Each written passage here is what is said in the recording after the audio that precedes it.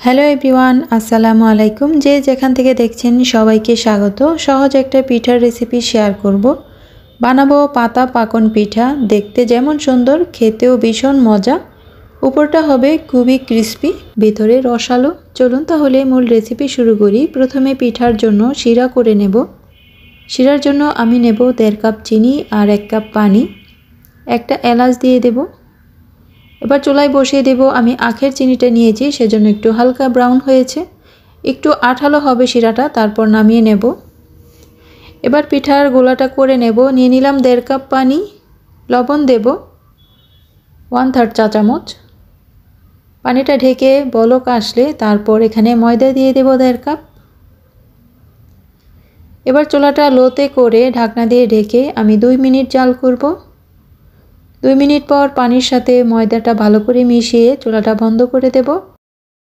এবার এই গরম ময়দার গোলাটাকে আমি ঢাকনা দিয়ে ঢেকে 5 মিনিটের জন্য রেখে দেব। 5 মিনিট এটা খুব সুন্দরভাবে গরম ভাপে সেট হয়ে যাবে, হাতে আঠা লেগে যাবে না, খুব সুন্দরভাবে সেদ্ধ হয়ে এটা একটা সুন্দর ডো হবে। তারপর এর মধ্যে একটা ডিমের কুসুম, 2 টেবিল চামচ সেদ্ধ করা মসুর ডাল, 2 টেবিল চামচ ঘি দিয়ে ভালো করে মিশিয়ে ডলে ডলে মসৃণ একটা ডো করে নিতে হবে। হাতে ঘি লাগিয়ে নেবেন। যখন এভাবে ডলবেন তাহলে হাতে আঠা লাগবে না, পিঁড়িতেও আঠা লাগবে না। আর এটা মসৃণ করে না ডলে নিলে পিঠা বানানো যাবে না। পিঠা যখন কাটবেন ডিজাইন করার সময় ফেটে যাবে, আর ভাজার সময়ও পিঠাটা সফট হবে না। তাই সফট একটা ডো করে উপরে ঘি লাগিয়ে একটু মোটা করে রুটি বেলে নিতে হবে। তো যেহেতু আমি পাতা পাকন বানাবো, তাই পাতার মতো করে আমি চিকন চিকন করে রুটিটা কেটে নিচ্ছি। তো একইভাবে 2টা রুটি আমি কেটে নেব। আর এর ডিজাইনটাও খুবই সহজ, খুব কম সময়ে বানানো যায়।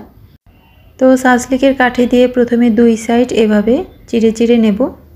তারপর মাঝখান দিয়ে 2 পাশ থেকে এভাবে টেনে টেনে পাতার মতো করে দাগ কেটে নেব।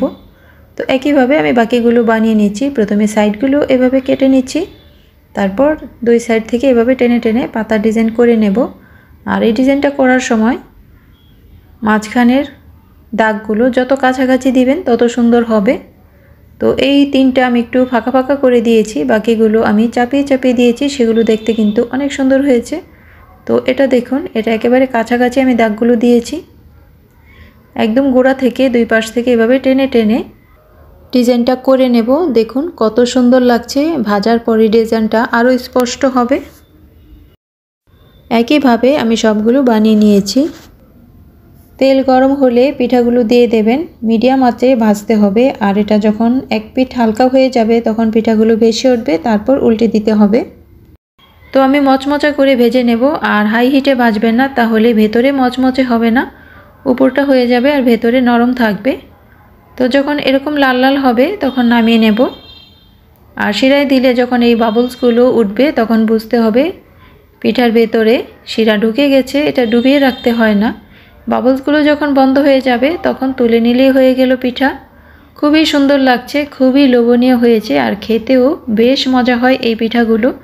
যারা এখনও বানাননি বানিয়ে খেয়ে দেখবেন। অসম্ভব মজার এই পাতা পাকন।